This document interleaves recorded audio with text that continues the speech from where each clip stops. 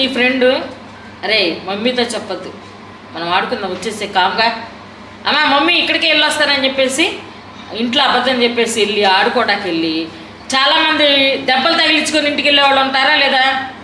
పేరెంట్స్కి చెప్పకుండా నిజాయితీగా, అవునా కదా? దెబ్బ తాకిద్ది, ఇంటికి వెళ్ళిన తర్వాత చెబితే ఏం చేస్తారు తల్లిదండ్రులు? కొడతారు. కాబట్టి కొట్టకుండా ఏం చేస్తారు? కామ్గా చెప్పరు. కామ్గా ఏం చేస్తారు? నిద్రపోతారు. ఆ నిద్రలో నొప్పికి ఏం చేస్తారు? మూలుగుతారు. ఏంట్రా మూలుగుతున్నావంటే అప్పుడన్నా నిజం చెప్తారంటే చెప్పరు. తెల్లారా చెయ్యేమేది వాసిపోద్ది. అర్థమైందా?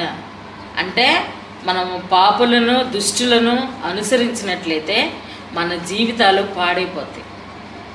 మనకే తెలియకుండా మనము ఒక చెడుల మార్గంలోనికి వెళ్ళిపోతాం.